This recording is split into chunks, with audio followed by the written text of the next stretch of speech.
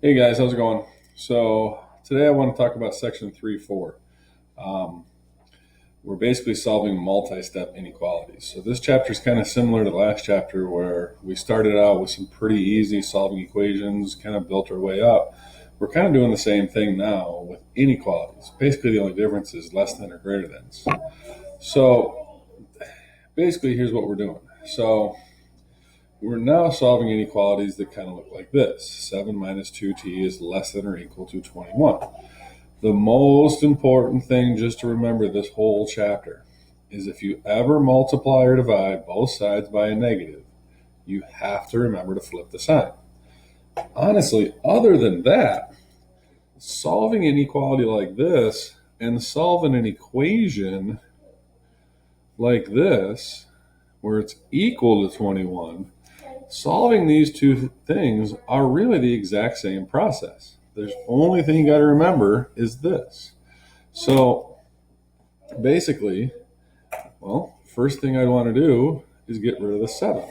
First thing I'd want to do is get rid of the 7. So I would minus 7 from both sides. Minus 7, minus 7. Now, in this equation, I would have negative 2t equals 14. Well, over here, we would have negative 2t. We would still have the 14. We're minusing 7. We're not multiplying or dividing, so we don't have to worry about flipping the sign. The only difference is this would be still a less than or equal to sign. Okay? Other than that, the process is the same. Now, the next step, well, how would we get rid of this negative 2? It's connected with multiplication, so we would divide by negative 2. We would do the same thing over here, right? So here I would have t is equal to negative 7 when I divide, and that would be my final answer. Over here, I would still have, this would just be t, this would be negative 7. Because I divided by a negative in this step, at this step, I have to remember to flip that sign over. This is the only difference. So solving an equation like this and solving an inequality, it really is the exact same process. You just simply have to remember, if you ever have a step where you're dividing or multiplying both sides by a negative number, you just got to remember to flip the sign over. That's really it. So let's try another one. So we have a fraction like this. Well, what we don't like is this negative 2 down here. So first thing I would do is multiply both sides by negative 2 to cancel that negative 2 here. So over here, the 2's would cancel, and I would just be left x plus 5. Over here, I'd have negative 6. Because we're multiplying by a negative number, we just have to remember, flip that sign over. Okay? And then, how would we get rid of that 5? We'd minus 5. So over here, I would just have an x. Negative 6 minus 5 is negative 11. We're minusing, so we don't have to worry about flipping the sign. So my final answer is x is less than negative 11. Okay? And when you get to these, it's a whole lot easier to do like the graphs and to understand what's going on here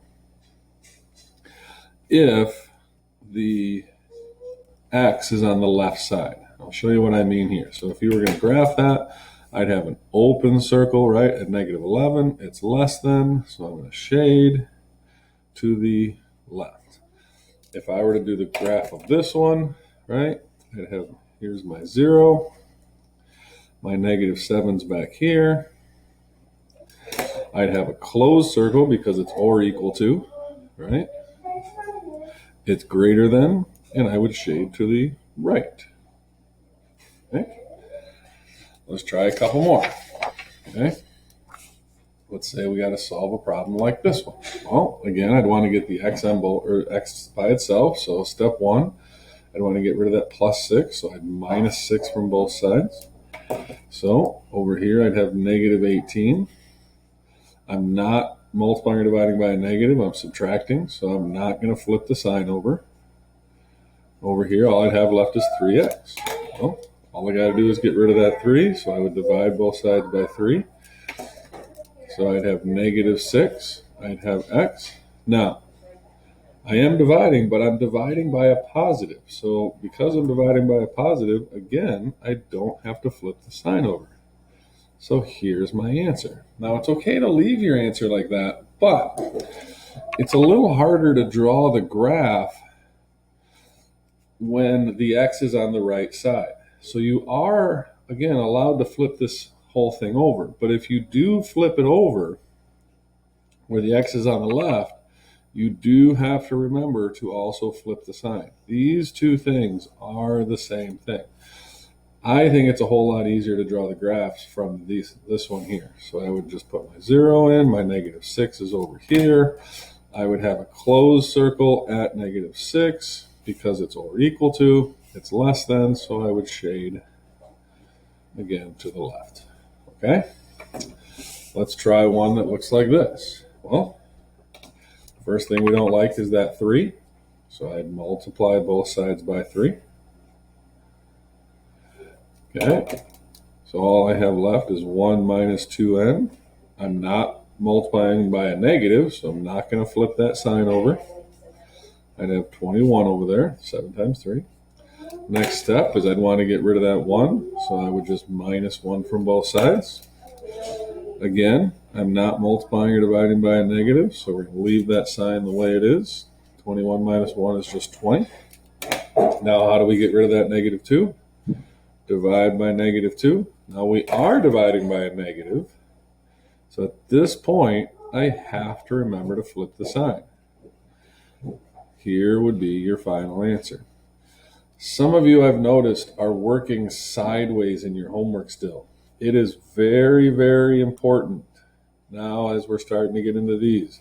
You have to start working vertically. You have to start putting one step right underneath the next step, underneath the next step. Try really hard. We got to get out of that habit of working sideways. Things get really confusing when you do that, okay? It's also important. It helps us see when exactly do we flip that sign over, okay? Now, sometimes you're going to run into some fraction problems. I'm going to show you a tip to get rid of these, okay? If you see a problem with a bunch of fractions, or really any fractions, step 1, find a common denominator for the whole problem. In this case, I got a 5, a 2, and a 5. So my common denominator here would be 10, right? And what you're going to do is you're going to multiply everything by that number. Okay, now this is a problem. You don't have to do it this way, but I think a lot of you will like that. And basically, here's what we're going to do. When we multiply everything by 10, now remember, easiest way to multiply a number by a fraction is to divide by the bottom number times by the top. So 10 divided by 5 is 2. 2 times 4 is 8. So that just turns into 8x. We got to distribute. 10 divided by 2 is 5. 5 times 1 is 5. We're not multiplying by a negative, so we're not going to flip that sign over. Over here, we would divide and again times. 10 divided by 5 is 2. 2 times 3 is 6. Now, basically, by doing this, by finding a common denominator and multiplying everything by that common denominator, look what just happened. There should be no more fractions. Okay, when you do that, you should have no fractions left. Okay, and then all we have to do is solve it. Okay, it should be a lot easier to solve because now we don't have to worry about those fractions. So here I'd want to minus the 5, get rid of that 5. I would have 8x. I'm not going to flip that sign over because I'm just minusing. Okay, how do you get rid of that 8? Well, we would divide by 8. So here, 8's go away. I'm not going to flip that sign over. And then 1 divided by 8 is just 1 divided by 8, or 1/8. And you're done. Okay? So it might help you a lot. You don't have to do it this way. You could kind of just minus the half. You'd still have to find the common denominator that way, but I think it's just a good, helpful tip. And it works for problems with a lot of fractions like this, but that process also works when you only see one fraction, because remember, 5, that's the same thing as like 5 over 1, and that's like 7 over 1, right? So my common denominator would, in this case, would just be 3. So I'm just going to multiply everything by 3. 3 divided by 3 is 1, times 2 is 2. Multiply here, 3 times the 5 would be 15. I'm not going to flip the sign over because I'm multiplying by a positive. 7 times 3 is 21. Again, now I don't have to worry about fractions. You don't have to do it this way. I'll do this problem a different way in just a second. From here, I would just add the 15.